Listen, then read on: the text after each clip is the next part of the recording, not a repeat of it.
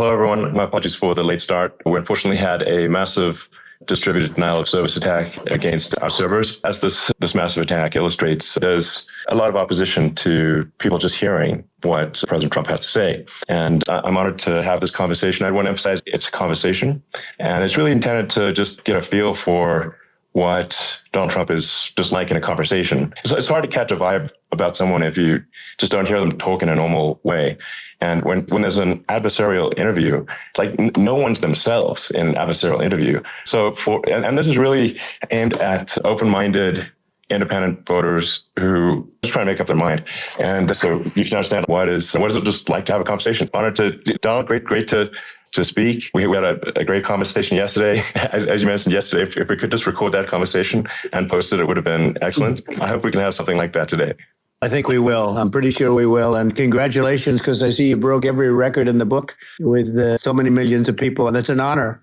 Maybe start off with the assassination attempt, which was an incredible thing. And I have to say that your actions after that assassination attempt were inspiring. You, instead of shying away from things, instead of ducking down, you were pumping your fist in the air and saying, fight. And I think that's the president of the United States represents America. And I think that is America. That is strength under fire. And so that's a big part of the reason why I was excited to endorse you as the president of the United States for having another term here. Is that was just incredibly inspiring. But what was it like for you? Not pleasant. Not pleasant. Yeah, I said there was blood. I didn't know I had that much blood. The doctors later told me that the ear is a place that is a very bloody place if you're going to get hit. But in this case, it was probably the best alternative you could even think about because it went at the right angle. And it was a hard hit. It was very, I guess you would say surreal, but it wasn't surreal. I was telling somebody you have instances like this or a lot less than this where you feel it's a surreal situation. And I never felt that way. I knew immediately that it was a bullet.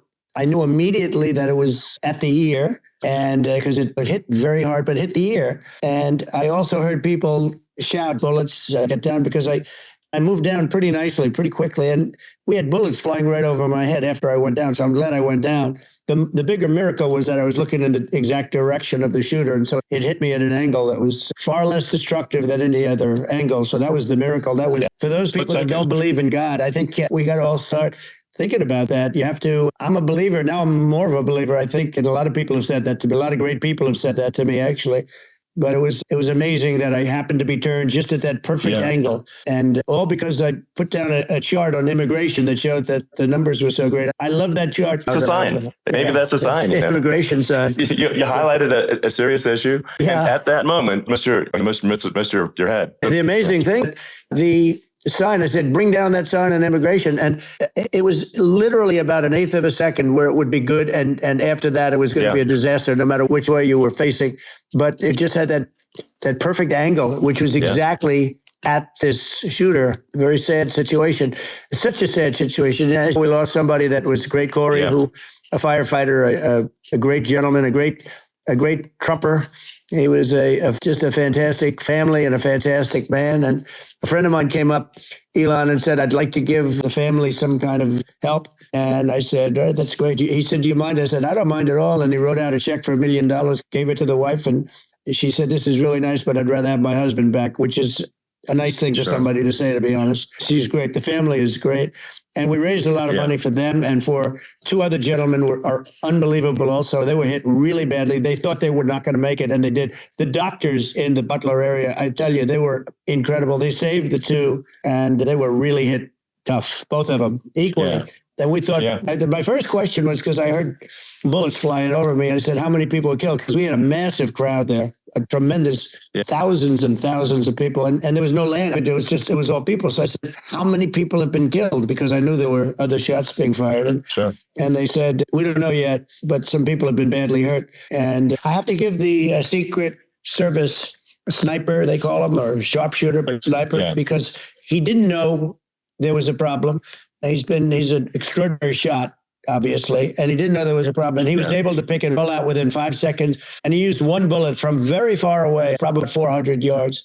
The shooter was 130, but he was on the opposite side of the field and the podium. And he saw the smoke and the flame from the gun, immediately recognized it, and immediately took a shot. And it was one perfect shot from very far away. And if he didn't do that, Elon, he would have, a lot more people could have been badly hurt and killed.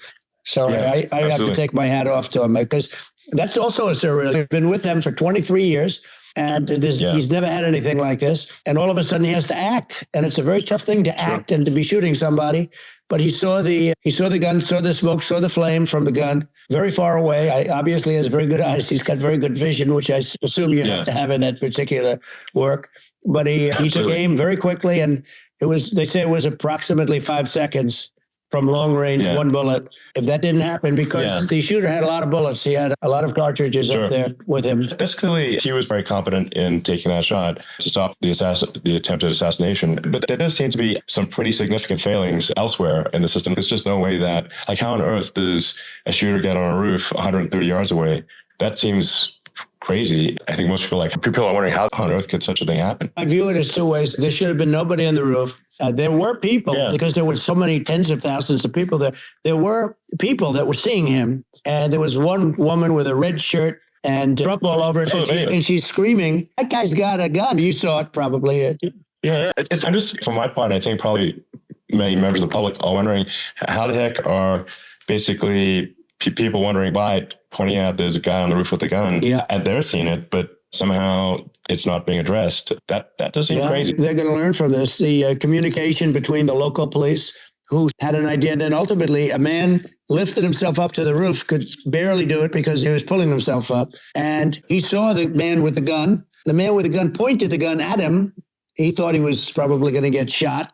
He was like pulling himself up. And because of that, he couldn't get to his gun. And he fell down, actually very badly hurt his leg, his ankle here very badly. But he fell down. And he did, from what I understand, he did say, "There's a guy up there with a gun." The shooting started very quickly after that. I think it forced the shooter to go maybe quicker. It's supposed to be my sons, Don and Eric, they can't believe what happened. They said from 130 yards, a bad shot would hit that target almost every time. They said it's like in golf, sinking a 2-foot putt. Yeah, it's not a tough shot. It's not a long shot. The Secret Service person had the long shot. He had a triple the distance, actually. It was a terrible thing.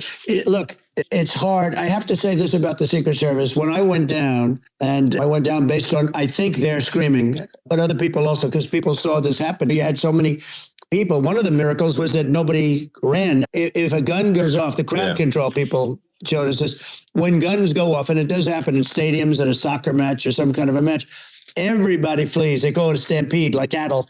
But everybody, and a lot of people get killed with those stampedes. We had more people than you'd have at some of these matches or these games, and nobody left. We had a small group behind us in the grandstand, and that was full. And you look at it as it was taking place, and normally they'd be running. They didn't leave. They saw that I was hurt. They saw a lot of blood, and they saw that I went down. And it's almost like they wanted to be with me. Out front, you had thousands, tens of thousands of people. As far as the eye could see, you had people in Butler, as far as the eye could see. And a lot of press, too. There were many cameras on watching this. It's what makes it so different, because normally things happen that aren't good, but you never have a picture. Here we have these cameras shooting it. Amazing. But one of the interesting things was that you didn't have anybody flee. You didn't have anybody stampede. Sure. Nobody. And there were some people behind me. They stood up and they're looking like, I tell you, you want to have them in a foxhole with you. I want to meet some of those people because it's so different from what you heard. But so I was down. But the Secret Service guys, there were bullets flying right over my head. You could hear them go whizzing, and these guys came jumping on top of me. And a young lady, Kate, would jump. They moved so fast, and let me tell you, that took tremendous courage. Now there was a lack of coordination. There was obviously, everybody understands that that building should have been covered. Looking at the aerial views, that building would be like the number one spot for a sniper. It's like if you were to pick, what is the favorite? If the goal is to assassinate, what's your favorite spot? That building. That building would be number one. That would have been. It's like you can ask for a better location. That would have been the spot. What people think is when the local policeman, who by the way, he did what he was supposed to do. He couldn't hold on any longer, and then when he got his head just peeking above, this guy standing there with a gun in his head. And when he fell down, again, hurt his ankle very badly, but he was making the calls. But what happened is the firing is very soon. So what they think is that this guy ran to his site, which he had all planned out with a gun. He ran to the site and he started shooting fast. And maybe that's why he missed. He got me, but it could have been a much bigger problem. But he totally would have hit if you hadn't turned your head. It was a very near thing. It was a miracle. If I hadn't turned my head, I would not be talking to you right now. As much as I like you, exactly, I would not. I would not be talking to you from another realm. Yeah, that's right. We'd be talking from a different place. But it was a very terrible experience. The Butler Hospital, they did such a great job. The doctors were so good. Everybody was so good. There was a mistake. If somebody knew, because people were hearing, there was just a bad feeling that somebody was around that story announcement. And if somebody could have said, because they've oftentimes said, like, there'd be a lightning storm or something, because I've done, I think, over 300. I think I did a lot more of that, but we did a lot. And oftentimes they'll say, sir, could you wait 10 minutes, please? Sir, could you wait 20 minutes? There's a storm overhead or lightning or something. And that happens often. And this would have been a perfect time for that to have happened, but it didn't get coordinated. That was the problem. It was I think your actions in the fire, and like what I find admirable there was that you can't fake bravery under such circumstances. The courage is instinctual, or it is not. It's not a rehearsed action. And so I just want to say that I think a lot of people admire your courage under fire there. And so thank you very much. I appreciate it. I didn't think of it. I just wanted to get up and I wanted to stand up. I wanted to let them know. I felt I was good when they were on top of me, covering me, actually, very much covering me and very bravely. But I wanted to get up. I said, I want to get up. And they have everything there. They wanted stretcher. I didn't like, and I knew I was hit in the ear, but I knew I wasn't hit anywhere else. They felt I was hit someplace else because it was such a lot of blood.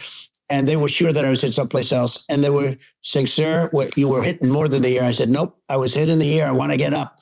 Let me get up. And so I got up, and the crowd didn't know what to think. This was so many people, and you could see they were confused. They didn't know what to think. And I wanted to let them know I was okay. It was very important for me to let them know that. And they went wild. You've seen they didn't go wild when I got up because they didn't know, was I alive? You really couldn't tell. When I stood up before the fist in the air, they didn't know if I was alive. Nobody did. And when I put the fist up, they were just relieved and happy and thrilled. And the place went crazy. It was pretty amazing. It was a terrible thing, but it was incredibly moving. And speaking of the sort of slide that got you to turn, that saved your life, really, was the illegal immigration slide. Maybe this is worth talking about that. It was that slide. Illegal immigration saved my life. You're right, but it had to be at that exact angle.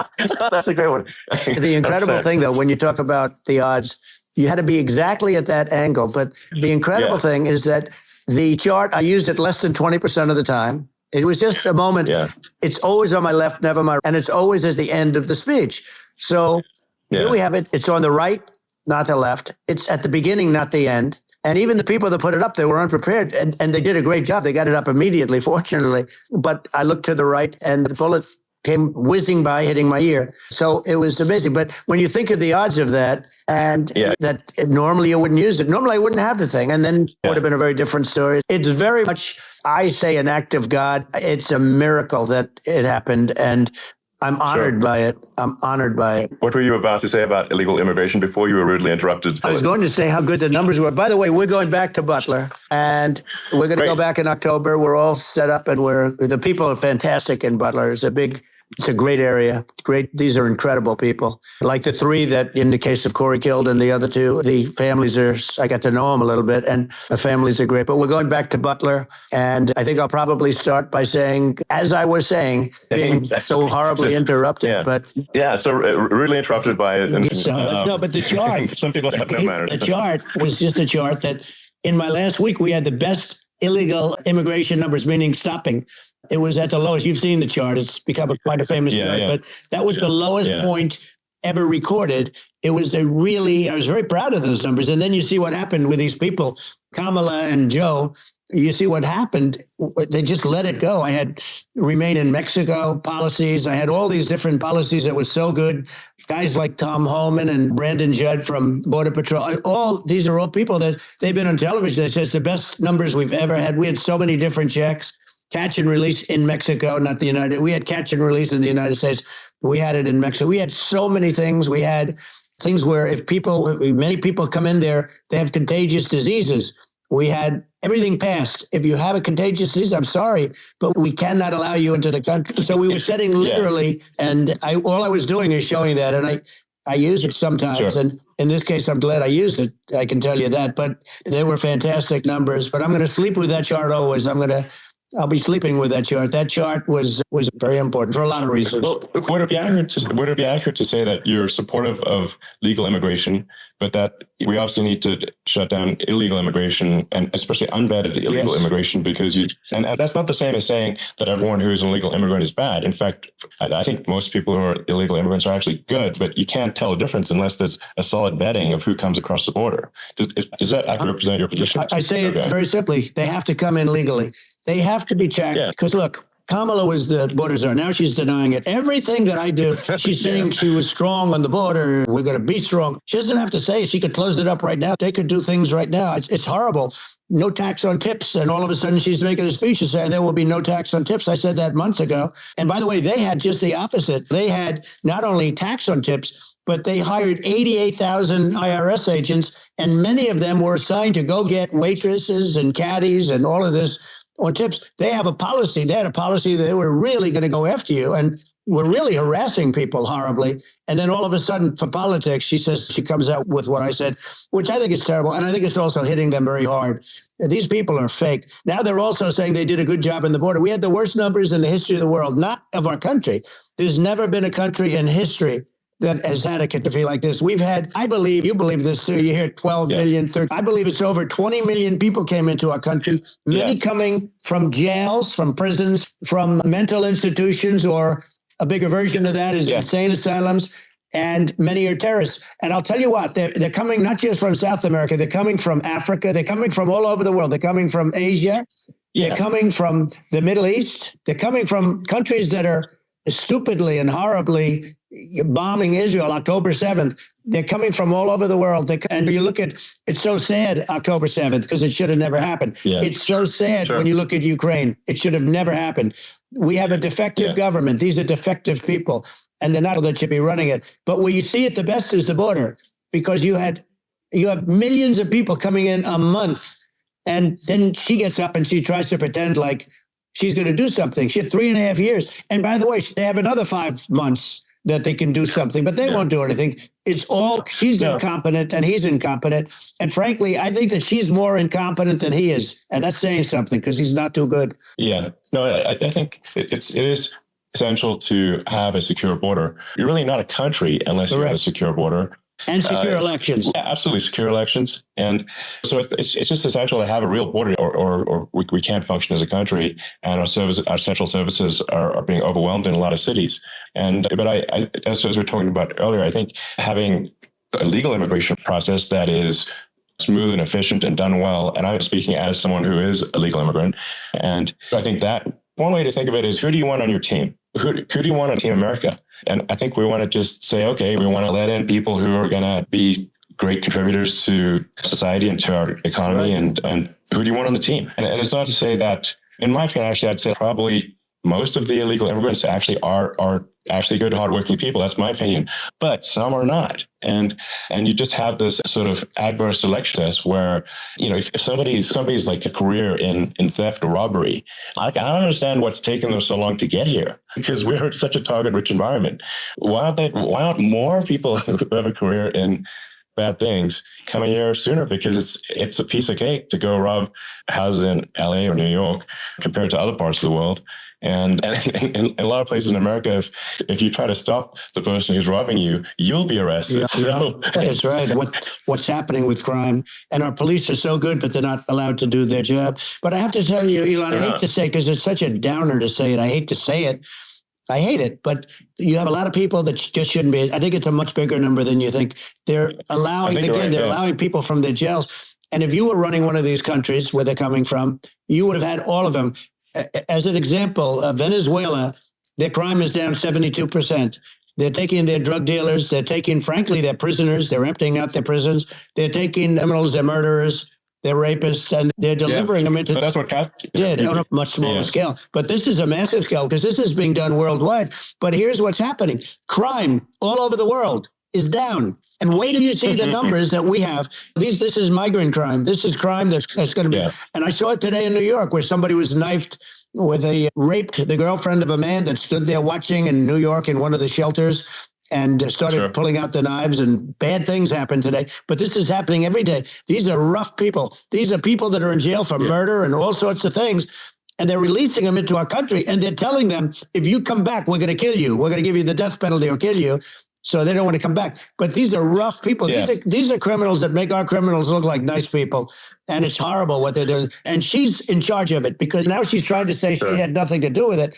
And she's such a liar, because she was called the border czar the first day, and it was on the headlines of every newspaper. She's the border czar. She never even went there. She went to one location, which had nothing to do with where the problem is. She went in and out because she was getting a lot of pressure. Had nothing to do with the problem is. But she was the border czar, and people can't allow them to get away with their disinformation campaign. Now she's trying to say that she wasn't really involved, and the whole thing is horrible. She was totally in charge. She could have shut the border down without him. He didn't know what he was doing anyways. He wouldn't have even known what happened.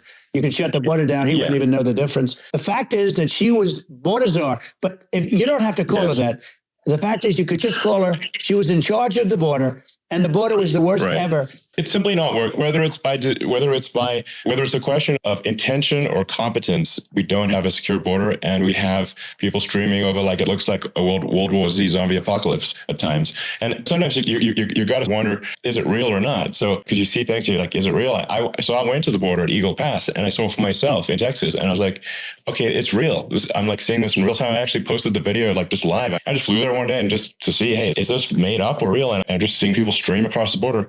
And I have to say, these people that I saw did not look friendly. People can look at my video and say, hey, these people look friendly. I don't look super friendly. So these are people that Elon would not be the same man. He had to walk across the street and look these people in the eye. These are rough people. These are really rough people coming across. And I know rough people. And these are people that we don't want in our country. And the guy running one of these countries where they're coming from, you would have had all of them.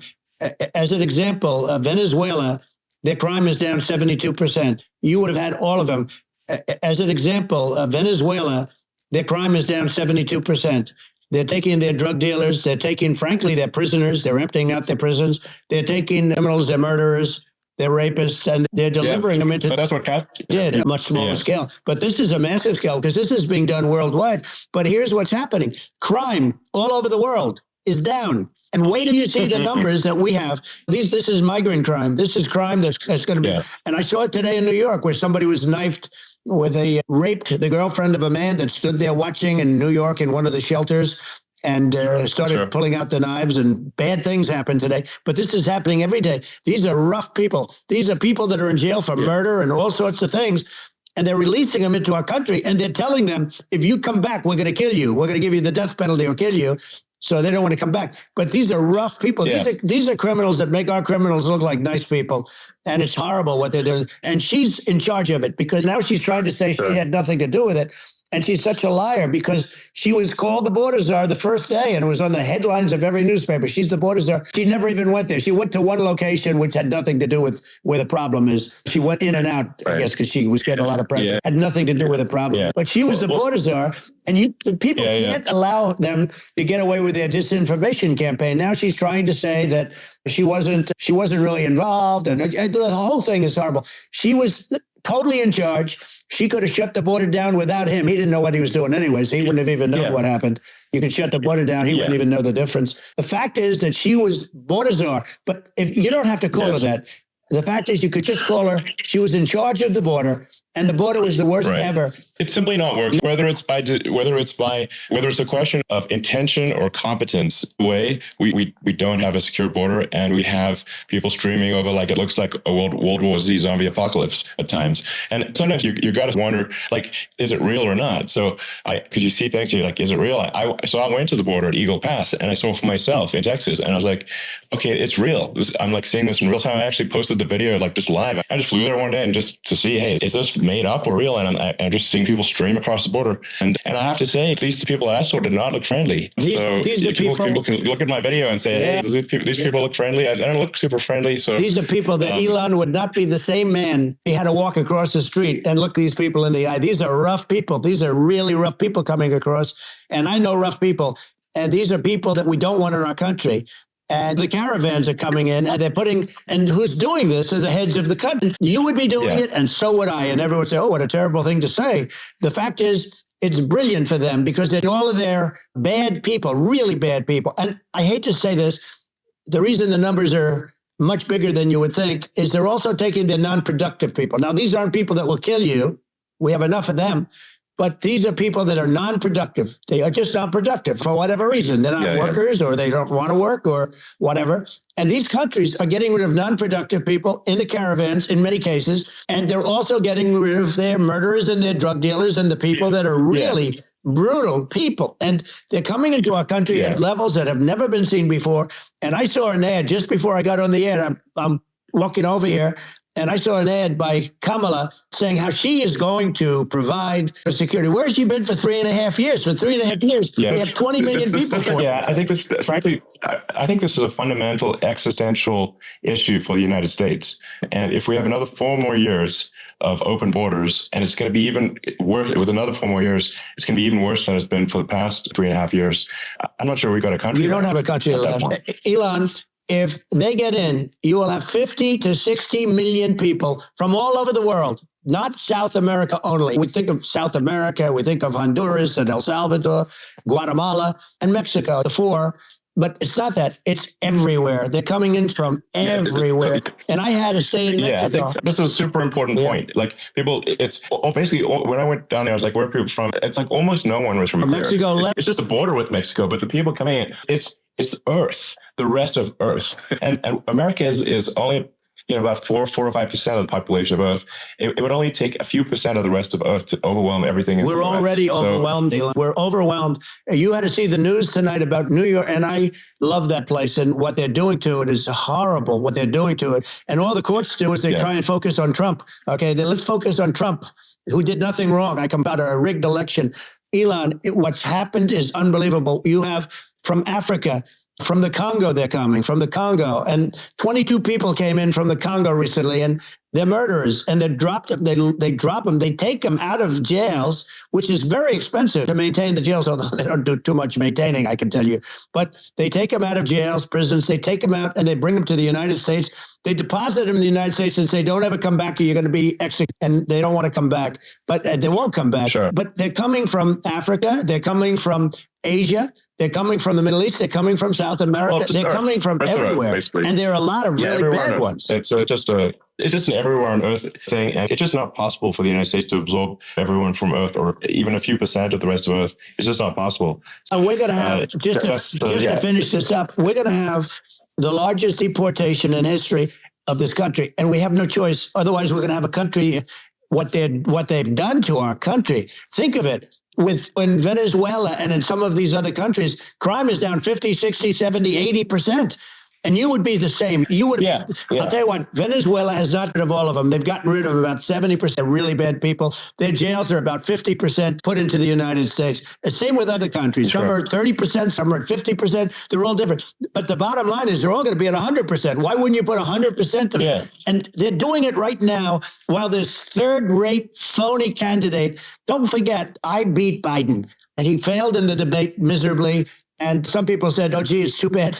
It's too bad he did so badly," or "I did well in the debate." The first night they said, "Wow." One of the people at CNN said, "That was the greatest debate performance I've ever witnessed." And then 2 days later, they didn't talk about that. They just said he was bad. But that's okay. That's the way I get treated, and I don't mind that at all. What I can tell you is this. We cannot have a Democrat. We cannot have her. She's incompetent. She's as bad as Biden in a different... She hasn't done an interview since this whole scam started. And say what you want. This was a coup. This was a coup of a president of the United States. He didn't want to leave, and they said, we can do it the nice way, or we can do it the hard way. They just took him out back behind the shed and basically shot him. With this guy, and I'm no fan of his, and he was a horrible president, the worst president in history. And one of the reasons he was so bad, first of all, the Israeli attack would have never happened. Russia would never have attacked Ukraine. And we'd have no inflation. And we wouldn't have had the Afghanistan mess, if you think of it. And we wouldn't have had Afghanistan. But we think of it. You take a few of those events away and we have a different world. We would also have inflation was caused by oil. I think you're making an excellent point here, which is that when other countries that are thinking about invading or doing bad things, when they're thinking about that, they're thinking about, okay, what's the American president going to do? And do they fear the American president, or is there someone they do not respect and do not fear? And I think they do. rightfully be, look at the assassination. They're like, okay, President Trump is don't mess with me. Whereas I think people are not going to be, and they obviously have not been at all intimidated by Biden, and they certainly will not be intimidated by Kamala. And you have to really think about it in the context of global security. That if the American president is someone that evil dictators are scared of, that makes a huge difference to the security of the world. So I had a good relationship with Putin, despite the Russia hoax that lasted for over 2 years. It's just a hoax created by Hillary Clinton and Adam Schiff, some just bad people, just sick people, frankly. Schiff is a sick person. He's going to end up probably being a senator. It's hard to believe. The whole thing is hard to believe. But they put our danger with that stuff, too. They actually, when they make up stories, and you have to fight your way out of it for a long time. But I know Putin very well. I got along with him very well. Respected me, and it's just one of those things. And we would talk a lot about Ukraine. It was the apple of his eye. But I said, don't ever do it. Don't ever do it. I shut down Nord Stream 2. That was the big oil pipeline, the biggest pipeline in the world going all over Europe. I shut it down. Biden came, and then they say, I loved Russia. I was a friend of Putin, and I loved Russia. No, he actually said to me one time, he said, if you're my friend, I'd hate to see you as an enemy. I shut down this pipeline, the biggest pipeline. They were looking at that to fund. And this pathetic president gets in there. And the first thing he did, one of the early things he did is he shut down Keystone XL pipeline, which is our pipeline that would have employed 48,000 people, pipeline workers, shuts it down. That was a massive job that Obama refused to allow. Yeah. I allowed it in my first week, because it was jobs and it moved oil. And by the way, in a much more environmentally friendly way. It's underground. It's not a truck that catches on fire or a train that catches on fire. But think of it. He shut down the XL pipeline, the Keystone XL pipeline. Yeah. He shuts that down and he approves the Russian pipeline. Yeah, it doesn't make any sense. It's inconsistent. Certainly. But I think it's just worth emphasizing to listeners immense importance of whether the United States president is intimidating or not intimidating, and how much that matters to global security. There's some real tough characters out there, and if they don't think the American president is tough, they will do what they want to do. I know every one of them. And that puts the whole world in danger. Elon, I know every one of them, and I know them well. I know Putin, I know President Xi, I know Kim Jong-un of North Korea. I know every one of them. And let me tell you, people will say, oh, this is terrible. He said, I'm not saying anything good or bad. They're at the top of their game. They're tough, they're smart, they're vicious, and they're going to protect their country, whether they love their country. They probably do. It's just a different form of love, but they're going to protect their country. But these are tough people at the top of their game. And when they see a Kamala or when they see a Biden, Sleepy Joe, they can't even believe it. They can't believe this happened. All the stuff that you're seeing now, all the horror that you look at Israel, they're all waiting for an attack from Iran. Iran would not be attacking, believe me. When I was there, and I say it with respect, because I think we would have been good with Iran. I don't want to do anything bad to Iran, but they knew not to mess around. Iran was broke because I told China, if you buy from Iran oil, it's all about the oil. That's where the money is. But if you buy oil from Iran, you're not going to do any business with the United States. And I meant it. And they said, we'll pass. They didn't. Other countries likewise. Sure. You want to buy, you're not doing business with the United States. And they were at a point where they had no money for Hamas. They had no money for Hezbollah. They had no money for any of these instruments of terror. And it was amazing. In fact, the articles when I was leaving, which is hard to believe, actually, especially when you look at what's happened to our country, is so bad right now. It's such a different place. We were respected. Think of it. 4 years ago, we were so respected to a point where when I said don't buy oil, they didn't buy oil, but they had no money, and Israel would have never been attacked. It is zero chance. And again, I said to Vladimir Putin, I say, don't do it. You can't do it, Vladimir. You do it, it's going to be a bad day. You cannot do it. And I told him things that what I do, and he said, no way. And I said, way. And it's the last time we ever had the conversation. He would never have done. I got along well with him. I hope to get along well with him again. Getting along well with them is a good thing, not a bad thing. I got along well with Kim Jong-un. When I met with President Obama just before entering, it's a sort of a ritual, and I sat down with him and we talked. It was supposed to be for a very short period of time. It turned out to be a long period of time. I said, what's the biggest problem? He said, North Korea. I had that problem worked out very quickly. It was nasty at the beginning with Rocket Man and all the different things. Yeah. But all of a sudden, I got it. Some epic tweets, by the way. Yeah, they were epic, everything. He said that he has a red button on his desk. I said, I have a red button on my desk too, but my red button is much bigger and my red works. And then I called him Little Rocket Man, Little Rocket Man. Anyway, here's the bottom line. All of a sudden, I got a call from him, and they said they want to meet. They want to meet me. And we met, as you remember, we met in Singapore. We met also in Vietnam. and I got along with him great. We were in no danger. But President Obama never thought we were going to end up in a war. A nuclear war with him. And let me tell you, he's got a lot of nuclear stuff, too. Exactly. He's got plenty of nuclear. He can do plenty of damage. It's because people like Kim Jong, they respond to strength, not weakness. Well, he and I had a good relationship. Remember I met him and we walked onto his land. Nobody ever walked onto his land before. I walked there again. I wouldn't say, let's bring up Secret Service again. I wouldn't say they were thrilled when I did that. I walked onto his land. And it was an amazing period, but we were not into with him because of me. I always say that we have enemies on the outside and we have enemies on the inside. We have some really bad people in our government and people that are and controlling of the people. I'd mention names, but I really don't want to give them the credit. But we have some really bad, and I say they're more dangerous than Russia and China. If you have a smart president, a president that gets it, we are not in danger from those countries because they need us and they need our help. We forced Obama, if you think about it, Obama and Biden, and Bush to a certain extent, in all fairness, forced Russia and China together. And if you're a history, first thing you learn is you cannot let Russia and China align. But then they also got, if you take a look, Iran, and they have North Korea. They call it the axis of evil.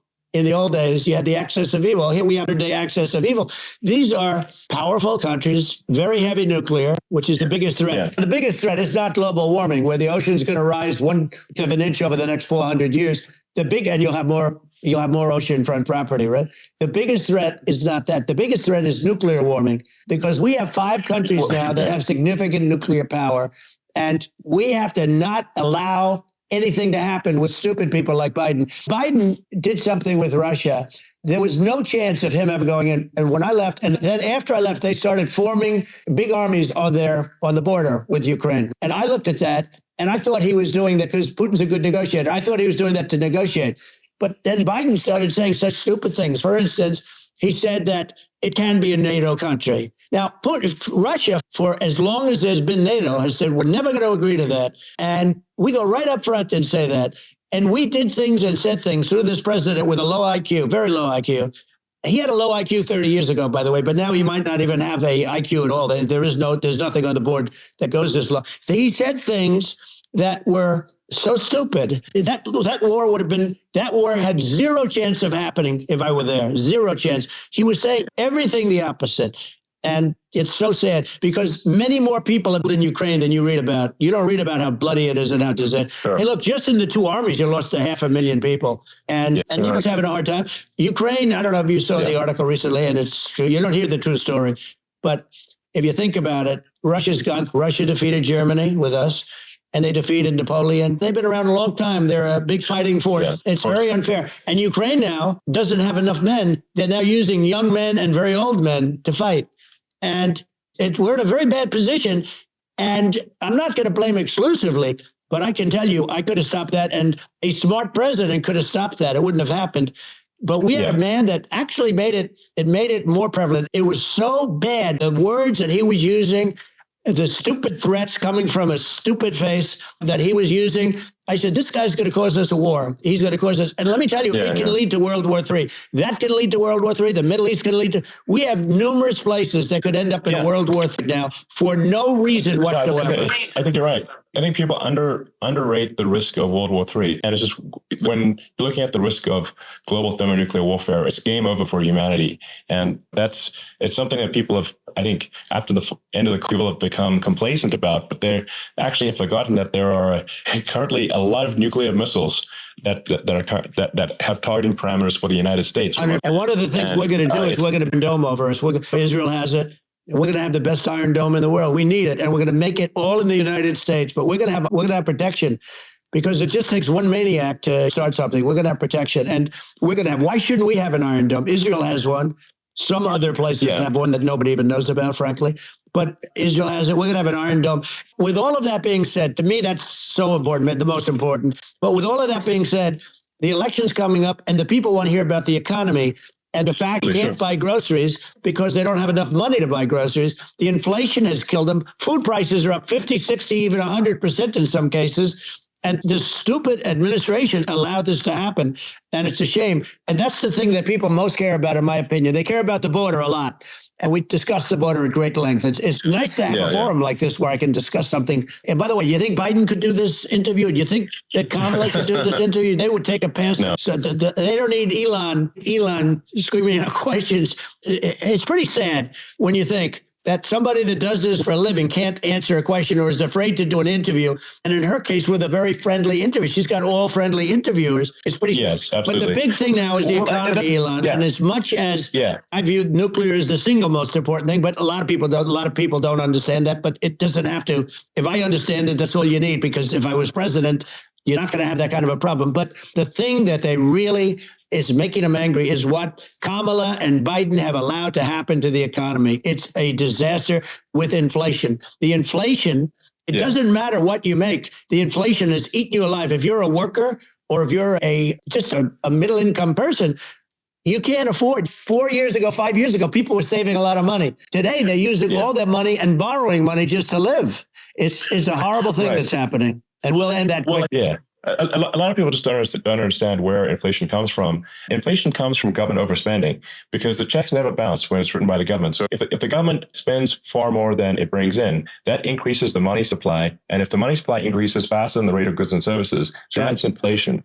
So really, we need to reduce our government spending, and we need to re-examine. I think we need like a government efficiency commission to say, hey, where are we spending money that's sensible? Where is it not sensible? Right. And we need to live within our means. We're currently adding, I think, $1 trillion to the deficit roughly every 100 days. And the interest payments on the national debt have now exceeded the defense budget. It's on the order of $1 trillion. It's interest. And it keeps growing. I rebuilt our military, largely rebuilt our military, did a great job on it, which was so important. We had jets, we had fighters and bombers that were 70 years old. We did a great job in that. Then we gave $85 billion of it back to Afghanistan, if you can believe it. We gave them $85 billion. They're one of the largest sellers of military equipment in the world. They're selling what we gave them. That was one of the most embarrassing days in the history of our country. But if you think about, let's go back to the economy. We have to bring energy prices down. Energy started at the price of gasoline. Now, your cars don't require too much gasoline. You have and you do make a great product, I have to say. I have to be honest with you. That doesn't mean everybody should have an electric car, but these are minor details. But your product is incredible. But the gasoline, Elon, is the cost of energy. Not only gasoline, it's the cost of heating your house and cooling your house.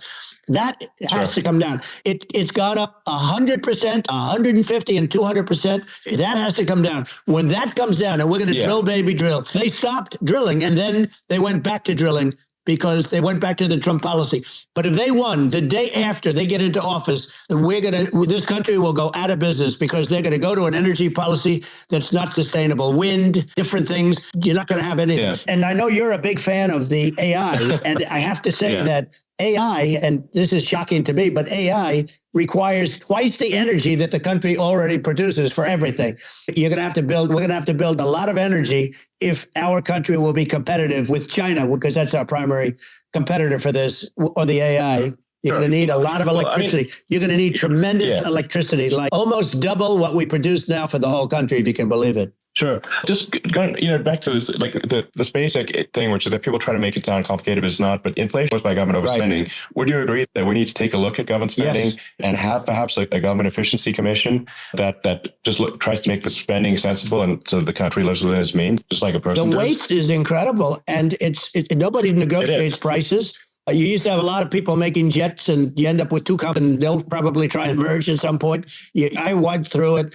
Like Air Force, just a thing like Air Force One. One of the first documents they asked me to sign, a general walks in, sir, would you please sign this document? And what is it?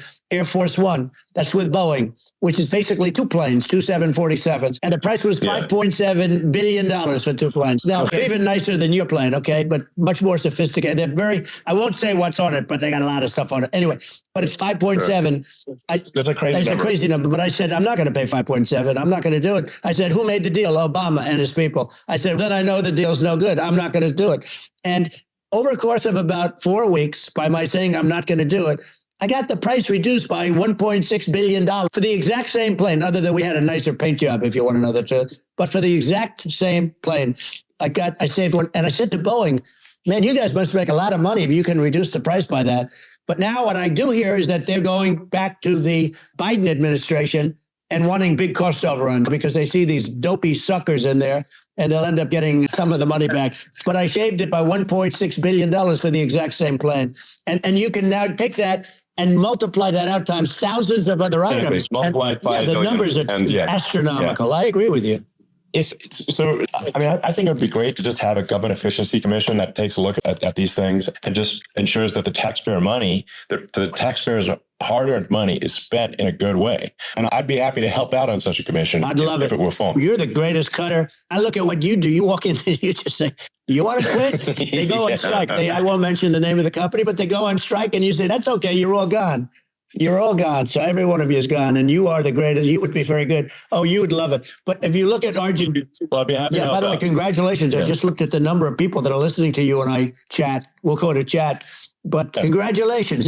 It's great. And you're an interesting character. The new head of a place called Argentina, and he's a big. He's great, and he's a big MAGA fan. You know that he ran on MAGA, and he took it to an extreme, too. He ran on MAGA, and I hear he's doing really a terrific job. It's called Make Argentina Great Again. It worked out perfectly. He came in, he bought a lot of hats, he brought everything, but he's doing a big job. He really cut. And I'm hearing they're starting to do pretty well. Inflation's getting down. They had inflation, not normal inflation. They had the real deal.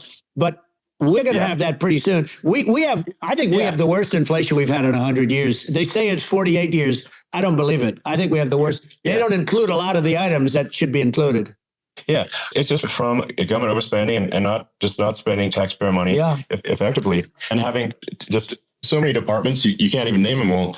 And what Milei is doing is he's cutting government spending. He's simplifying things. He's putting in regulations that make sense. And Argentina overnight is experiencing a giant improvement in prosperity.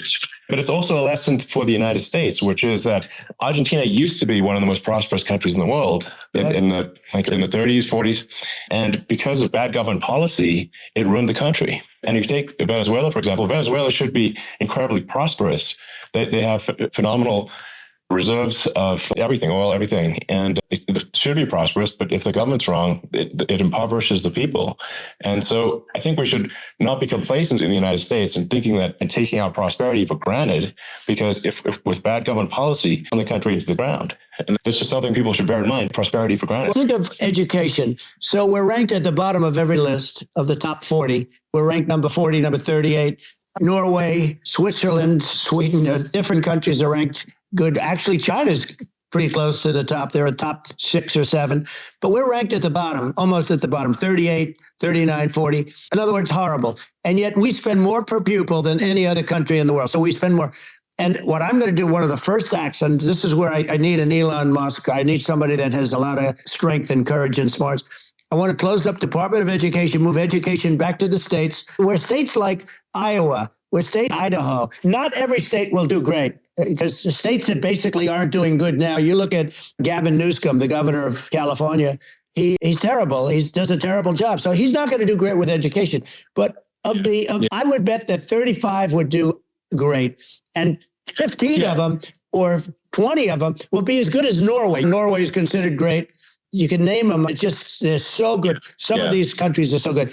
But if you go into some of these really well-run states, we have states that don't know what debt is. We have states that have low taxes, no debt. Everybody working. They're really well-run. And maybe they have certain edges in terms of location, in terms of the land or the sun and the water and the whole thing. There are a lot of advantages to some people. But if you moved education back to the 50, you'll have some that won't do well, but they'll actually be forced to do better, because it'll be a pretty bad situation. But if you think about it, you'll have some of these states. I'll bet you'd have 30, 35 states. It'll be much better. And you know what it'll cost? Less than half what it is in Washington. These people don't care about the students in these faraway states, and it'd be unbelievable. Yeah. I think you're making a good point in that the states have to, if each state has to compete against other states, then people will naturally move to states where it's better. California, as we said, it's a badly run state. I could go through, I got so many friends that are in those states, even if they're Democrats. I hate to mention certain states, but Illinois is badly run with Pritzker. He's a real loser. Some of these places just badly run. It's almost going to force them to run better. They won't do good initially, but you're not going to do worse than you're doing right now. And I would say that the cost, you would cut your cost by 50 or 60%. And you'd have a little monitor. You want to make sure they're teaching English as an example. Give us a little English, right? Sure. No, some of these governors are doing so badly. They got so many people moving out of their state. They should get U-Haul salesmen because they're driving so much U-Haul. People moving out. Isn't it amazing to you as a businessman that they can even survive? Like Illinois, so many people are leaving, and you wonder, how do they survive? How do they survive? I saw where you left California and you moved to Texas. Texas does a great job. I just wonder, how do these states survive when big businesses, a big oil company just left California and they moved to Texas? How do these big states survive when they lose so many businesses and their taxes are already really high? The taxes are among the highest taxes. You almost wonder, how do they continue on? And in many cases, the governors don't do a good job in their crime-ridden places. You wonder, how do they continue to just go on? It's not a good situation. I think the only thing that's going to force some of these states to change is if they risk bankruptcy and they're not getting bailed out by the federal government. I think that's going to get them changed. You remember the area in California where they had that, where I guess somebody had sticky fingers and they stole a lot of money, and they went into a foyer, and it was very nasty for a period of time. But now it's probably the most popular place in all of California. At some point, something like that may have to happen. But the problem is you can't penalize people that loan money to the state when you have incompetent people like a Pritzker. Look, the family didn't want him in the family business, and then he ends up being governor of Illinois. Why is he going to be a great governor? And you have people, I could name every one of them. I got to know every one of these, and some are just horrible.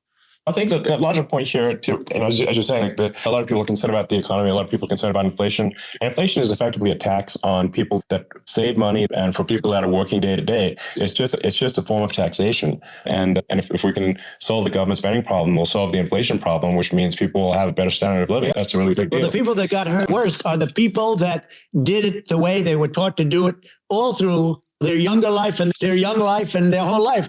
The people that saved money, and then they got no interest on their money, and inflation destroyed them. And frankly, they were almost better off if they didn't do anything like that. Those people have been absolutely decimated, and we're going to bring those people back and help those people. We've got to get the prices down. When I look at bacon costing 4 or 5 times more than it did a few years ago. When you look at some of the food products in grocery stores, people go, they can't believe it. They used to be able to buy a whole cart, and today a lot of people just don't have the money. They go in and they can't buy anything. They look at sticker shock. They call it sticker shock. I think it really just comes, like I said, I think it just comes down to really, I guess, two things, which is that if you solve government overspending, you solve inflation, which improves living standards of the average person. And then if you deregulate, have sensible regulations, because a lot of the regulations are nonsensical and cause the cost to be extreme for no reason. But unless you've got effective deregulation, like Reagan did a great job on deregulation in the 80s, but it's been 40 years since we hadn't really, during your administration, we made some progress, but I think there's opportunity to make, I think, radical progress with sensible regulation. And if those two things, those are the big deals. We set a record. We did more deregulation and more restrictions on all of the different businesses than any other president. Remember, I had the rule for everyone we put in, you have to get rid of 10 or 12. And we did radical cuts on all of that. And a lot of that's being put back by this administration. And we did radical cuts on things that weren't necessary. But we were all set. We had the best economy ever maybe in the world. And then what happened is COVID came in, and we had to focus on that. And nobody knew what it was. And I always say I got good marks on economy, good marks on military. We knocked out ISIS. We did different things. We rebuilt. I never got the credit that we really deserved on what we did with COVID. We never got the credit. But had that not happened, a gift from China, from Wuhan, came in from Wuhan, the Wuhan labs, and I always said it, and it turned out to be right. But had that not happened, we were set to start reducing debt. We're going to reduce taxes further. I gave the largest tax cuts, and we were going to reduce taxes still further for middle-income people, not only businesses. But we did it for businesses because they're the ones that's why we had the great job numbers. But we were set to really start reducing debt. And we were sitting on the biggest pile of liquid gold anywhere in the world, bigger than Saudi Arabia, bigger than Russia. And we were going to drill it. We were going to make so much money. We were going to supply Europe with oil. I had stopped the Russian pipeline, and we were going to supply them with oil and gas. We were going to make a fortune. And then the COVID came in, and we really had to divert. Then what happened is when they came in, we kept a lot of businesses alive. If I didn't do what we did, we would have had a 1929 type depression. But the problem is when Biden came in, he got trillions of dollars and just started spending it stupidly. You didn't need it anymore. We got over that bad period where everybody was dying, and it was just not a good period. Interestingly, during his administration, many more people died during his administration of COVID than during my administration, and we really got the brunt of it. But people don't realize more people died during his administration than ours. But it diverted us from doing what I wanted to do. But we had the greatest for almost 3 years. We had, and you know that probably better than anybody. So many of your friends said to me, the best years we've ever had in business were during the Trump years, and also said that African American, Hispanic American were so incredible. They were having the best Asian American women, men, young people without a diploma, young people that graduated from the best colleges, from MIT, from the Wharton School, from all of the great colleges, Harvard. They were doing better, and people without a diploma were doing better. And everybody was happy. And then COVID had it. The problem is they spent trillions and trillions of dollars. They wasted. They shouldn't have taken any money, and we wouldn't be having inflation right now, which is killing our country. Yeah, absolutely. I should probably say something about my views on climate change and oil and gas, because I think probably different from what most people would assume, because my views are actually pretty, I think, moderate in this regard, which is that I don't think we should vilify the oil and gas industry and the people that have worked very hard in those industries to provide the necessary energy to support the economy. And if we were to stop using oil and gas right now, we would all be starving and the economy would collapse. So I don't think it's right to vilify the oil and gas industry. The world has a certain demand for oil and gas, and it's probably better if the United States provides that than some other countries. Sure. And it would help with prosperity in the U.S. And at the same time, obviously, my view is we do over time want to move to a sustainable energy economy, because eventually you run out of oil and gas. It's not infinite, and there is some risk. I think the risk is not as high as a lot of people say it is with respect to global warming. But I think if you just keep increasing the parts per million in the atmosphere enough, eventually it actually simply gets uncomfortable to breathe. People don't realize this. If you go past 1,000 parts per million of CO2, you start getting headaches and nausea. And so we're now in the sort of 400 range. We're adding, I think, about roughly 2 parts per million per year. It still gives us, so what it means is we still have quite a bit of time, but so we don't need to rush, and we don't need to stop farmers from farming or prevent people from having steaks or basic stuff like that. Leave the farmers alone. I agree. How crazy is that, where you have farmers that are not allowed to farm anymore and have to get rid of their cattle, and the whole world is a little crazy, but it's largely taken its lead from us. I just say, though, I've heard in terms of the fossil fuel, because even to create your electric car and create the electricity needed for the electric car, fossil fuel is what really creates that at the generating plants. And so you can't get away from it at this moment. Someday you might be able to. Here we have anywhere from 100 to 500 years left. Much of it hasn't even been found yet. Yeah. But there are tremendous, like Anwar. I got Anwar in Alaska approved. Ronald Reagan couldn't do it. Nobody could do it. Everybody tried. Nobody could do it. I got it approved. The first thing that Biden did was unimprove it, to get rid of it. He ended it. His secretary went in and she ended it. And that's Anwar. That's bigger, or they think it could be bigger than Saudi Arabia in Alaska. Could be bigger than Saudi Arabia. But they went in and they terminated it. And I'll get it going very quickly, because not only is it big for Alaska, I mean, you talk about economic development, that for the United States, I mean, that is, they say bigger than Saudi Arabia or the same size, and pure, really good stuff. And they end it. So I think we have perhaps hundreds of years left. Nobody really knows. But during that time, something will come around that will be very good. Yeah. My estimate would be a little more aggressive than that, but it's not the sort of we're all going to die in 5 years. That's obviously BS. But my view is, if you just look at the parts per million that increments every year, you get 2 or 3 parts per million every year of CO2. I think some of that, it's problematic if it accelerates, if you start going from 2 or 3 to say 5. And then there may be some situations where you get a step change increase in the CO2. And I think we don't want to get too close to 1,000, because that actually makes it uncomfortable to breathe. Just existing in 1,000 ppm CO2 is uncomfortable. That's considered like an industrial hazard, right? That's actually start getting headaches and stuff. So it's even without global warming, it's not comfortable to live. So we don't want to get too close to that. But I think we want to just move over. And if, 50 to 100 years from now, we're mostly sustainable, I think that'll probably be okay. So it's not like the house is on fire immediately, but I think it is something we need to move towards. On balance, it's probably better to move there faster than slower, that, like I said, without vilifying the oil and gas industry and without causing hardship in the short term, I think this can be done without people can still have a stake and they can still drive gasoline cars. It's okay. It's not, I don't think we should vilify people for it, but I think we should just generally lean in the direction of sustainability.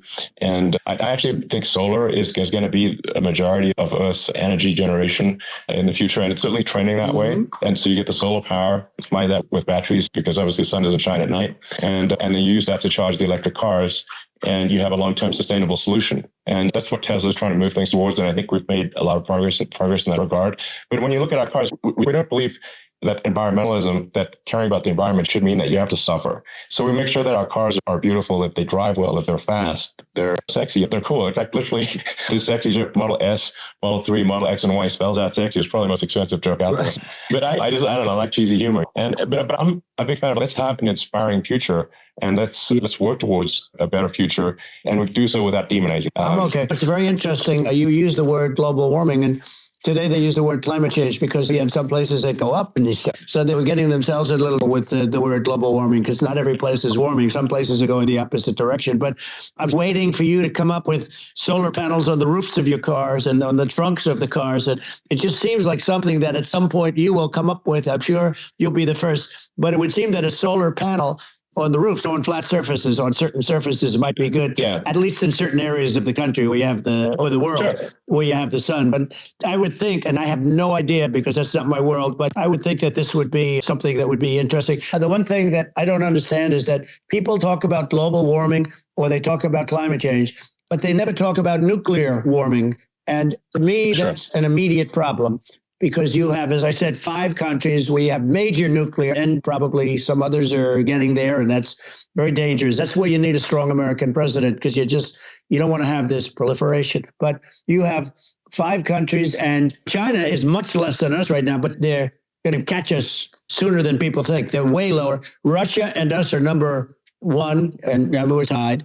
And China is far behind, but they're developing at a level that you're not surprised to hear, very fast. They'll end up catching up, maybe even surpassing. But to me, the biggest problem is not climate change. It's not, and everything's, a problem, but it's degrees. To me, the big problem is the nuclear power. The power of nuclear is so great. And when I talk about World War III, I will. But the truth is that you have to, because this is no longer army tanks going back and forth and shooting at each other. This is a level of destruction and power that nobody's ever seen before. Yeah, and actually, there's the bad side of nuclear war, very bad side. But there's also, I think, nuclear electricity is underrated. You're right. And it's actually, people have this fear of nuclear electricity generation, but it's actually one of the safest forms of electricity generation. It's just a huge misunderstanding. And if you look at the injuries and deaths caused by, say, I'm not going to pick on coal mining, but just any kind of mining operation, and there's a certain number of injuries and deaths per year. And you compare that to nuclear, is actually way better. So it's underrated as an electricity source, and I think it's something that's worth reconsidering, but there's so much regulation that people can't get it done. So that maybe they'll have to change the name. It's a rough name. There are some areas like when you see what happened, we'll have to rebrand it. We'll have to give it a good name. We'll name it after you or something. No, it has a branding problem. When you see what happened, it does have a branding problem. When you see what happened in Japan, where they say you won't be able to go on the land for about 3,000 years. Did you ever see that? And in Russia, where they had the problem, where there's a lot of bad things happened, and they have a problem. And they say that in 2,000 years, people will start to occupy the land again. You realize it's pretty bad. No, that's not true. But you're right about it. It's actually not that bad. So, like, after Fukushima happened in Japan, people were asked, California, are we worried about the nuclear cloud coming from Japan? I'm like, no, that's crazy. It's not even dangerous in Fukushima. I actually flew there and ate locally grown vegetables on TV to prove it. And I donated a solar powered system for a water treatment plant. And but you haven't been feeling so well lately, and I'm worried about it. It's fine. And Nagasaki were bombed, but now they're like full cities again. So it's really not something that, so it's not as scary as people think, basically. But let's see, are there some other topics we should touch on? Lawfare, I think we need to be concerned about. What they've done to this country. Obviously. Yeah. We just won the big case in Florida. This was a Biden administration did something that's never been done in this country, and that's go after their political opponent, me, with this nonsense and just nonsense. And the big case in Florida we won, but they always pick a judge and a jury, and they use the local DAs, they use the local attorney generals, like Fani, spelled Fani, Fani, and it's all a big hoax, and it's all run from there. Like in Manhattan, the one of the top people from the Justice Department went in, ran Manhattan, ran the state. The Letitia James deal was run by a person from the Department of Justice, Biden. They've never done this before, and they set up a very bad precedent. It's called Lawfare. It's a terrible thing and never happened in our country. It does happen in banana republics and third world countries, but it's never happened. And the incredible thing is it actually drove my numbers up because people see, fortunately, I have a platform like you, or in all fairness, like a conversation like this, where I can talk about it and people understand. You fight for election integrity and you end up getting indicted because you're fighting for election integrity.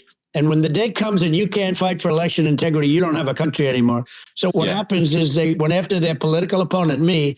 Now, Biden's close to vegetable stage, in my opinion. Okay, I looked at him today on the beach and I said, why would anybody allow him?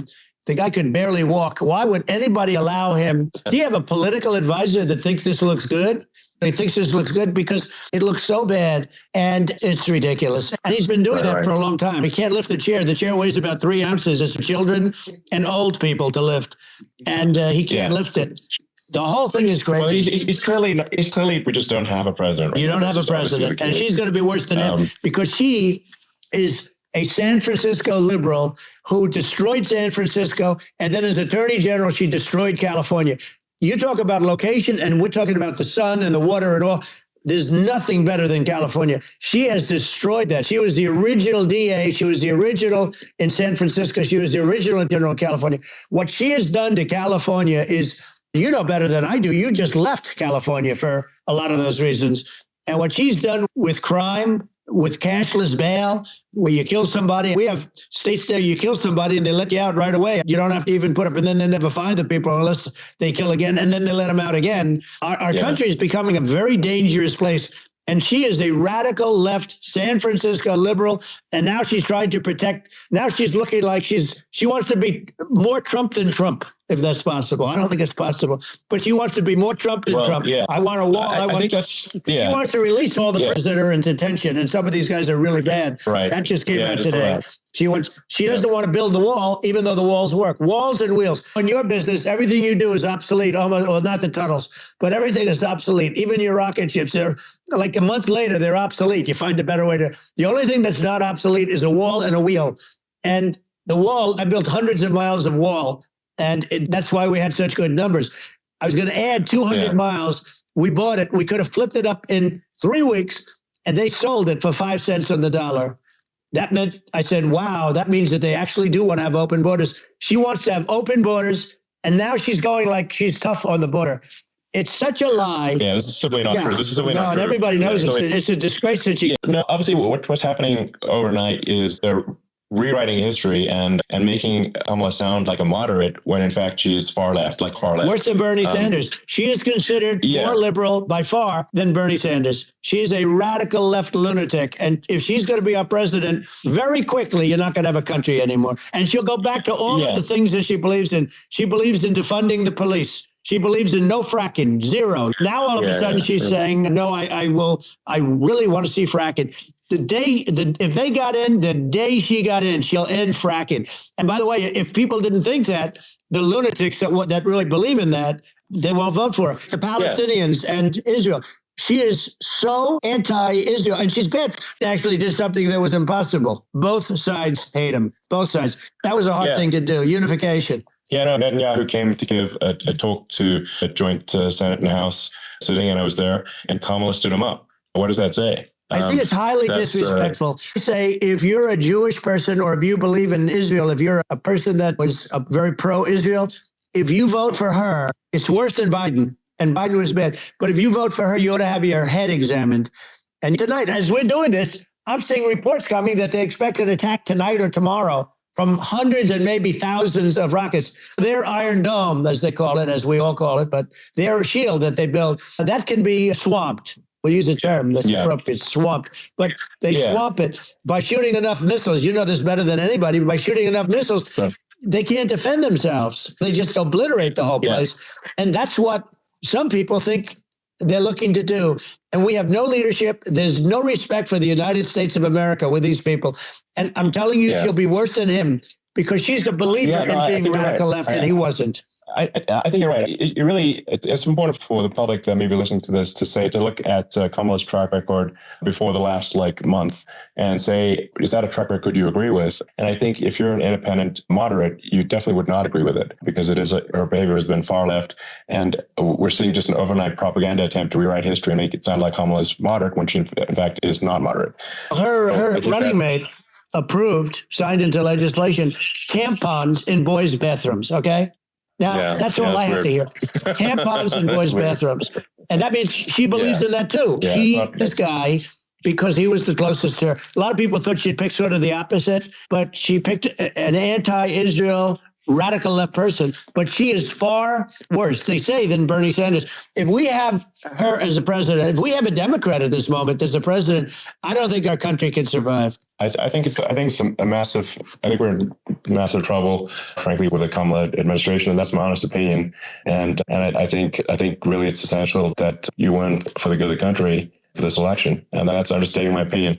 Now, you may have seen this, but I got a letter from the EU Commission saying to not have disinformation on during this discussion that we're having, and there's a lot of attempts to do censorship and to force censorship even on Americans from other countries. And what do you think about that? I know the European Union very well. They take great advantage of the United States in trade. We, through a different forum, NATO, we protect them. And yet, if you build a car in the United States, you can't sell it in Europe. You just can't sell it. It's impossible. The same thing with our farmers find it very difficult to do business. We have a deficit with them of $250 billion, which people don't know. It sounds so nice, the European Union, but let me tell you, they're not as tough as China, but they're bad. And I let them know it. And that's probably why they notified you. No, they don't treat our country. We defend them with Ukraine. So we're in for $250 billion, and they're in for about $71 billion, and they have the same size. If you add up the European nations in terms of an economy, it's about the same size when you say as us. And they're in much greater risk. They're right there. We have an ocean separating us from, in this case, the enemy would be Russia. It used to be for the Soviet Union, but let's assume they're close enough. What happens is they're in for 70-something million, I think even less than that, billion, and we're in for about 250 billion, and it could be a lot higher than that. And I say, why aren't you going to equalize? Why aren't they paying what we're paying? And they're in much more there. It's much more important for them because of the fact that they're right near there. They're all in that location. We're not. But they should, and I did it with NATO. There were only 7 countries that were paid up in NATO out of 28 at the time. And it was the United States subsidizing NATO, tremendously subsidizing NATO. And I said, I went in and I said, you got to pay up. If you don't pay up, I'm going to defend you any longer. I took a lot of heat. What happened? Billions and billions of dollars came flowing in. And I think a lot of the public isn't aware of the fact that the United States pays a disproportionate share of the NATO expenses. And then we get taken advantage of on trade. So think of it. The point of NATO is defending Europe. And it's okay, why is the United States paying disproportionately more to defend Europe than Europe? That doesn't make sense. That's unfair. And that is an appropriate thing to address. When you talk about cost cutting and savings and everything else, honestly, look, there's nobody that feels worse about the Ukraine situation than I do because I know it would have never happened. I know Zelensky. He was very honorable to me because when they went with the Russia hoax and they said I had a phone call with him, he said it was a perfect phone call. It was a great phone call. He could have grandstanded and said, oh, he was very threatening. He said, no, it was a very nice phone call. I called him up to congratulate him on his win. And you end up getting impeached because these people are lunatics. I was talking about the difference from the people within and the enemies on the outside. In many cases, the people from within are more dangerous for our country than the Russians and the Chinas. If you have a smart president, you're not going to have a problem with them. You're going to do things. Now, they've taken advantage of us incredibly, but you're going to do things with the right person. Yeah, I think it's obvious that you're a believer and an advocate of free speech because during your first time as president, you were attacked relentlessly every day, often very unfairly with false attacks. And you didn't try to shut down the media. You didn't try to inhibit their freedom of speech. And I think that says a lot. The good thing is that you and I have, and some people, very few, we can get the word out. Although sometimes it's hard because they don't want to print it. Like we're having a great conversation right now. Kamala wouldn't have this conversation. She can't because she's not smart. She's not a smart person, by the way. She can't have this conversation. Biden, we don't even have to talk about it. He couldn't have this conversation. He would have given up on the first half of a question. He would have walked out. He would have said, where am I? Where am I going? So anyway, but no, he wouldn't have this. That's true. Not a lot of people would have this conversation. We cover a lot of territory, but the beauty is that we can have a conversation, and I'm able to get it out without, because I get. This is a really big point. You can have a conversation with you, and you can't have a conversation with Biden or Kamala. It's like it's not possible. Yeah. So it's like talking to an NPC. No. So it's just impossible. Well, but we need a man or a person who's unbelievably sharp in order to stop all the nuclear danger and all the dangers that I'm talking about. And I got along with all this. I got along with Kim Jong-un. We had dinner, we had everything. And he really liked me, and I got along with him. By the way, he's the absolute boss over there. A lot of people said, oh, do you think you will? Let me tell you, I saw things that you don't want to know about. He is the boss. But we had a good relationship. And he doesn't he considers him a stupid man, he said. He's a stupid man. At least he speaks his mind. In this country, you're not allowed to say it, but I guess you are. You should be allowed to say it. It's true. But we need smart people, and we need people that have an ability to lead. And she doesn't have that ability. Can you imagine the chairman? She, very well. Can you imagine her and him negotiating or standing together? It is, the whole concept is ridiculous. She is terrible. She's terrible. But she's getting a free ride. I saw a picture on Time Magazine today. She looks like the most beautiful actress ever to live. It was a drawing. And actually, she looked very much like a great first lady, Melania. She didn't look like Kamala. That's right. But of course, she's a beautiful woman. So we'll leave it at that. Yeah, maybe I think it's part of what people in America want to feel excited and inspired about the future. They want to feel like the future is going to be better than the past. And that America is going to do things that are greater than we've done in the past. Reach heights that make you proud to be an American and excited about the future. They want the American dream back. They want the American dream back, more important than anything else. It's like, you don't have that today because the people, they've been just sucked. They see incompetent people running the Biden thing is very interesting. People just found him to be incompetent. And when I debated him, I was like, is this for real? It was just absurd. But I think there are some grand projects that we could do. I think we could build a base on the moon. We could send American astronauts to Mars. We could build high-speed connections that are more advanced than anything else in the world between our cities, so people have fast transport, which is possible to solve traffic with tunnels.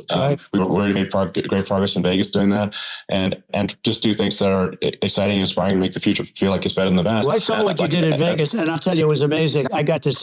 I took a big glimpse at it, and it's incredible. It's incredible. And you could do that all over. It's deep. Yeah. You don't even need much structure, assuming you're in the right area. No, it's straightforward. It's amazing. And I think we could do some things that like China's got incredible high-speed rail between its cities, but I think it's actually possible with tunnels, if with the regulation, with an ability to actually, where it's illegal to actually do the tunnels, then you can have high-speed tunnels that are actually better than anything else in the world for high-speed transport between cities. And that would be something that Americans can say, wow, okay, we've got something that's cooler than anyone else in the world. That's the thing that makes you proud to be an American. And much safer than surface trains, where there is a danger there with crazy people. Yeah. It's much safer, much better. And it's sad because I've seen some of the greatest trains. I find it fascinating.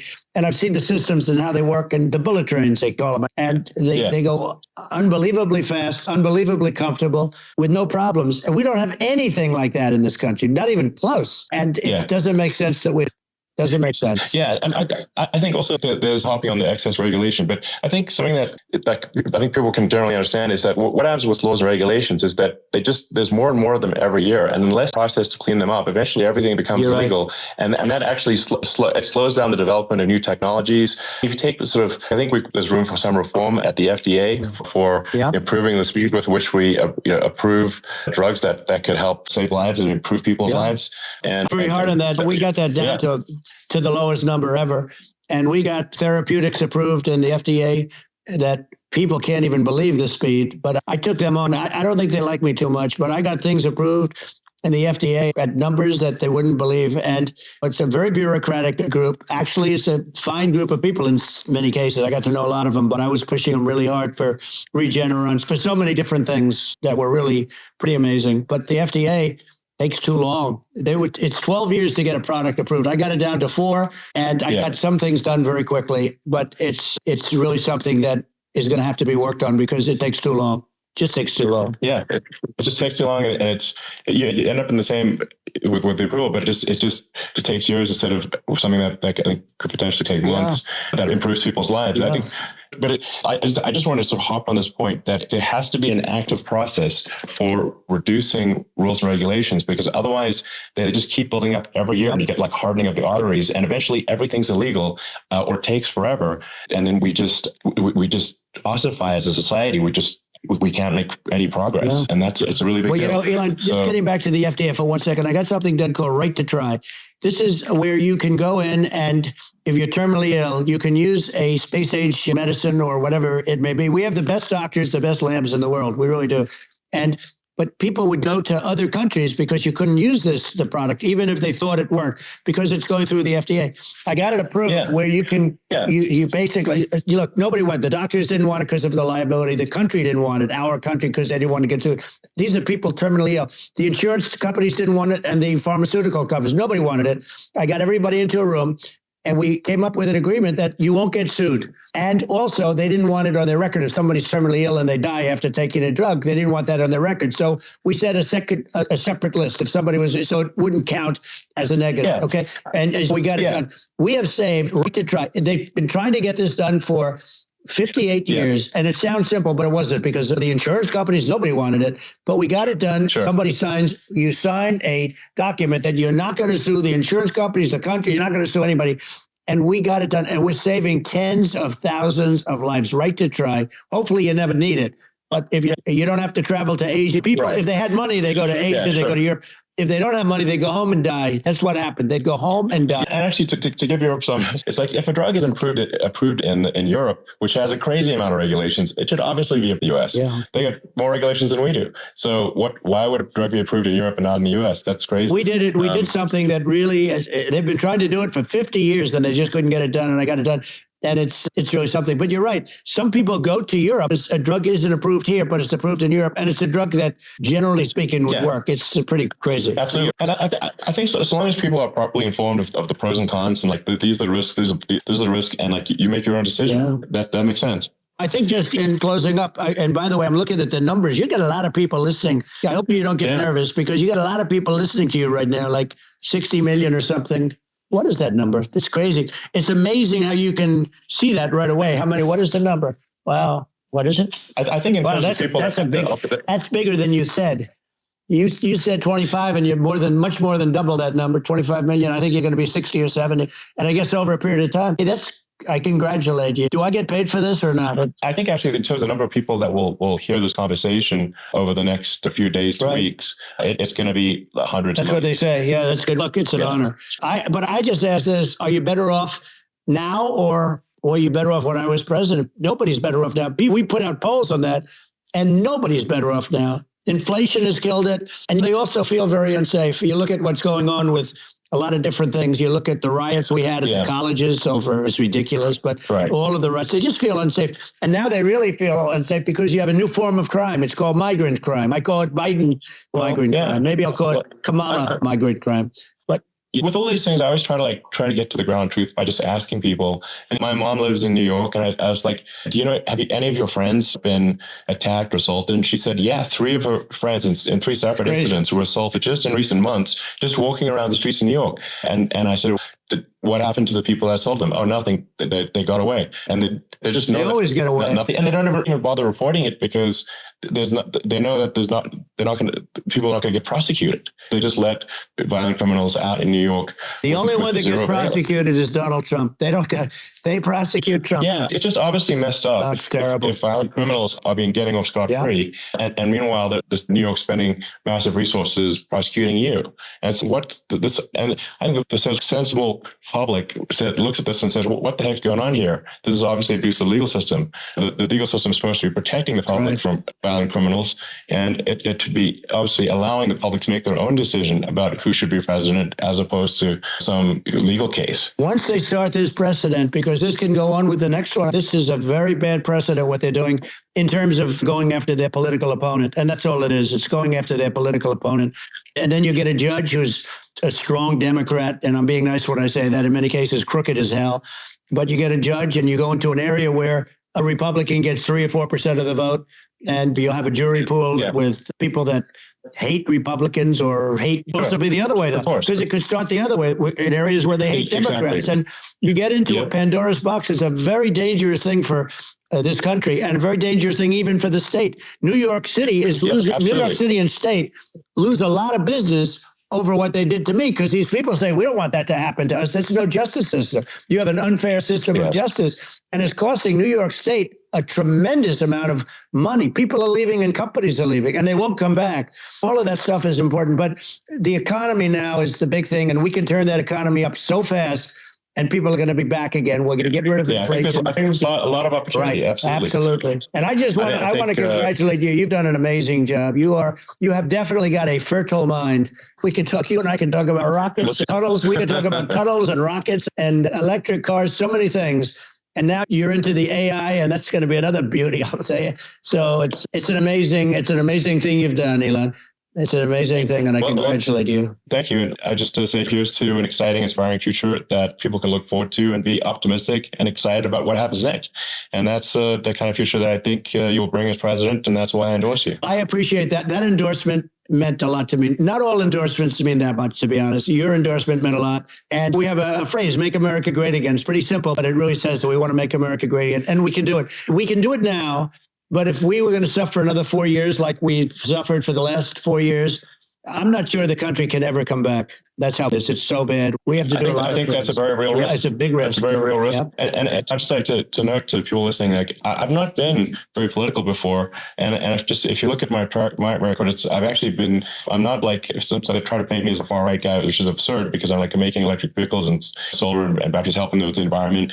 And I supported Obama. I stood in line for 6 hours to shake Obama's hand when he was running for president. And so it's not like I'm like some sort of dyed in the wool long-term Republican. I call myself historically a moderate Democrat, but now I feel like we're really at a critical juncture for the country. And I think a lot of people thought the Biden administration would be a moderate administration, but it's not. And obviously, we were just going to send an even further left administration with Kamala. That's my honest opinion. Her dad is literally, she was brought up as an actual, her dad is a Marxist economist. You can Google it. We're not making this up. That's how she was brought up. And we want to have a future that is prosperous. And I think we're just at this critical juncture.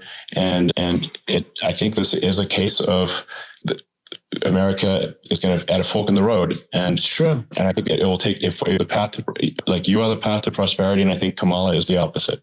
Then that's my honest opinion. I'm gonna get attacked like crazy, and I've also experienced quite a bit of lawfare myself. But I'm just trying to tell people my honest opinion, and I've been really active in politics before, and I'm just trying to point out that my track record historically has been moderate, if not slightly left.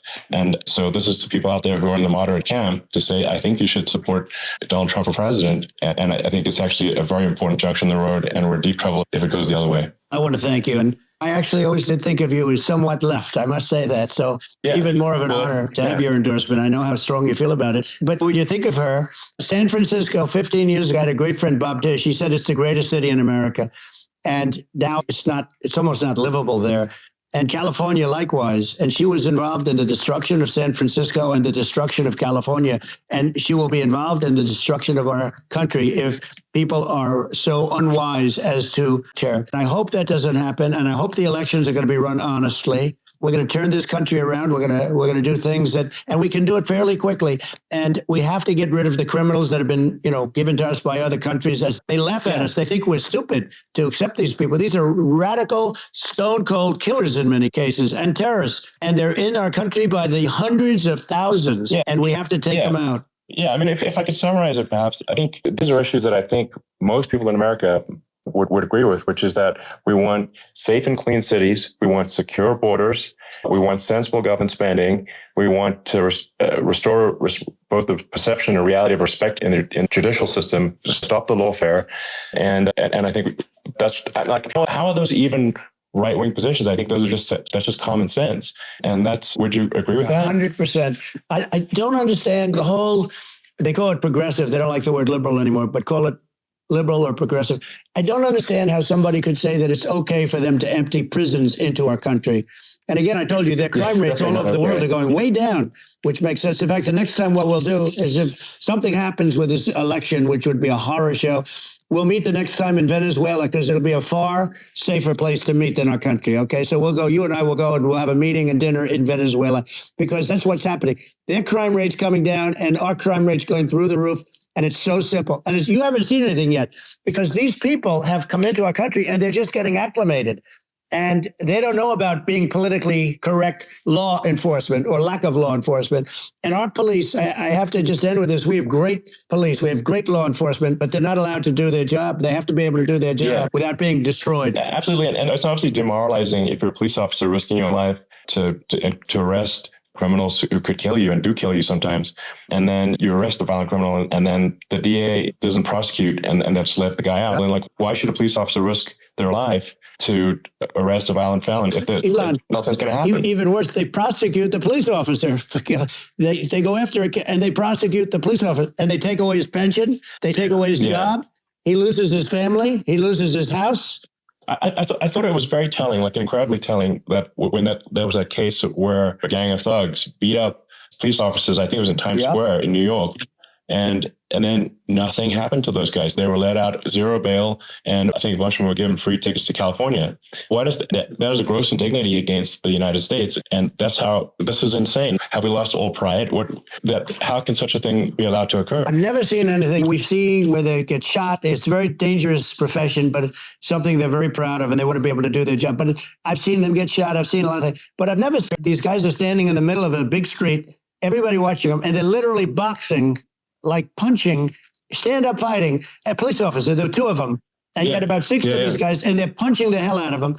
And in their own country, they would be, if they did that, they'd be shot. They would be shot instantly. And they come to countries, and it's taking them a while to realize that we don't do that in the country. But in their own country, if they stood on a street and had a fight with a police officer, they would be shot. There's no political correctness. And it's such a sad, it's such a sad thing to see. And that's the reason you have crime, by the way, because we don't do anything about it. Yeah, we just cannot have a situation where our police officers are beaten up on camera by a gang of illegal immigrants, and then nothing happens to the guys that beat up the cops, and they're let out. This is we're going to change it, and we're going to get them out of the country. When I first got involved, they said you couldn't get them back to these countries. You couldn't take them back. In the case of Guatemala, Honduras, El Salvador, some others, you couldn't get it back. And I said, really? Oh, you can't get it back? Because he couldn't get him back. They'd fly him in and they'd put planes on the runways in these countries so you couldn't land a plane. They'd bring them back. And the generals told me, sir, we can't bring them back. The countries won't accept MS-13 gang members. They won't accept them. And I said, really, how much do we pay these various countries in terms of economic aid, which is also somewhat ridiculous? And the answer was $750 million. I said, good. Tell them they're in default. They're delinquent. We're not paying them anymore because they won't accept. And you know what happened? They all called me, every one of them. They said, we would be honored to take them back, sir. We would be honored. It was so easy. But it's one of those things. We got them back. We took in so many. MS-13 is probably the worst gangs in the world. They're the most vicious, violent. We took them out of here by the thousands and got them out of here. And their countries took them back. And because I said, you're not getting any more economic aid. And once I said that, they were nice. They wouldn't take them back for anybody. And now we have a problem because we have this guy, and they don't take them back anymore with Biden because they don't respect him. Yeah, it's got to be done. We just can't have, whether they're citizens or not citizens, we can't have, because they won't prosecute citizens either. It's not just illegals. You can't have repeat violent offenders that don't get incarcerated. That's right. Because they will obviously, by definition, continue to people. And I think where part of this comes from is that I do consider myself liberal in some ways. It's just that you want to have empathy for people. Obviously, you want to have empathy for people. I totally agree with that. You want to have empathy, but you also have to have empathy for the victims of the criminals. And if you just have empathy for the criminals, it's actually shallow empathy. It's not real. You're not thinking. You're one layer deep empathy. You got to say, if you don't incarcerate this person, it's going to hurt. Whether they might kill someone, they might rape someone. If you don't incarcerate them, you have to have empathy for the victims. And there's a lack of empathy for the victims of the criminals and too much empathy for the criminals. It doesn't make sense. That's why you want to have deep empathy for society as a whole, not shallow empathy for criminals. Right. And we have to give our police officers the dignity and the respect that they deserve. And we have to let them do their job. They can do a great job, but we have to let them do their job. And if we don't do that, it's going to all disappear. There's never been a society like this where you're allowed to do anything you want and nothing happens. And I'm talking about violent crime. And it's going to get violent because these are really violent people. And we're going to get them out of our country and we're going to get them back to where, because they were sent here by the presidents and by the various people that run those countries. And I know every one of those guys. And they're smart people and they're streetwise people. And they really think that the USA is stupid. They think we're run by stupid people, and they happen to be right. But when I was there, we had no problem. We got them out. We took out thousands of MS-13 gang members. We brought them back. And now, again, it's the same old story. We don't do it. And they actually gave them a big increase. They raised it up to billions of dollars and nothing for it. I hope everybody's going to vote for Trump and we're going to get this country. Yeah. And I didn't need this. I didn't need this. I had a very nice life. I didn't need to go through court systems and go through all the other stuff and run at the same time. I have to run. I have to go through fake trials with, in some cases, corrupt judges, totally corrupt judges. I didn't need it. I had a nice life. I have great locations. I have beautiful oceans that I have places. But I felt it was important. And if I had to do it over again, you probably think I'm crazy for doing it, actually. But if I had to do it over again, I would have done it over again because this is so much more important than me or my life. We're going to save this country. This country is going down. And these people are bad people that we're running against, and they're liars. They make statements. They do things that are so bad. They say they're going to make a strong border. They say they've been great on the border, and they've been the worst in history. They say they're going to stop crime. It's so incredible. It's got to the point where people just don't even bother reporting crime in a lot of cities because they know nothing that's going to happen. That's what I hear anecdotally from people all the time. It's just my values. I'm just saying to people out there, like the things I think are important for the future is that we've got to have safe cities, we've got to have secure borders, we've got to have sensible spending. And we're going to have, and so we can have a prosperous future. And then we want to have some exciting sort of moonshot project that people can get fired up about. That's the future I'm looking for. And I'm pro environment, but I'm not against. I don't think we should vilify the oil and gas industry because they're keeping civilization going right now.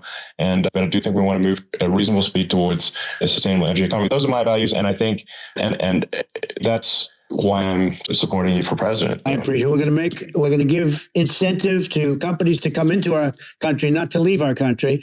We're going to be giving tremendous incentives. We want companies to build here, not to build in other locations. And we want to create jobs. And again, it's about the American dream. You don't hear about the American dream anymore, Elon. You're the American dream in the truest sense, but you don't hear about the American dream anymore. And you're going to hear about it. People, they need that incentive to go out and do it. They're going to love their lives. They're going to look forward to getting up in the morning and going to a job that they love, not that they can't stand, or not any job at all where they have no money, where they literally have no money, and then they end up with violence and lots of other problems. No, we're going to do some great things. And I learned a lot in the first. We had a great economy and all of that. We rebuilt the military, we did so much, but I also learned the best people. I learned the good people, the smart people, the dumb people, the people that can do things, the people you learn. When I first came in, I tell people I was in Washington, D.C. only 17 times, according to the fake news media. I was in 17 times. I never stayed over. And you don't know people. You rely on other people to give you names, and then you realize the people you relied on weren't so good. Now, we had great people, but we also had some where I wouldn't have used them had I known. Now I know everybody. And I think we're going to really turn things around fast. We have no choice. Otherwise, we're not going to have a country. And I really appreciate this. To me, it's been a lot of fun being with you. You're an amazing guy. You've done an incredible job and a great inspiration to people, a great inspiration. And I hope you keep going and just continue to do well. And we're going to have a big election coming up. And I think November 5th will be the most important day in the history of our country. I think that election will be the most important election. And I think it'll end up being maybe the most important day in the history of our country, because if we don't win, I just feel so sorry for everybody. No, I think we're at a fork in the road of destiny, of civilization. And I think we need to take the right path. And I think you're the right path. So I think that's what it comes down to. Thank you very much, Elon. It's a great honor. And we'll do it again sometime. And it's been really fun. And I hope you get a lot of viewers. I hear you got a lot. But I hope you got a lot. I know you got a lot of them. I appreciate it. I'll see you soon. All right. Sounds good. Thank you. Thank you, Elon. Thank you very much. Bye.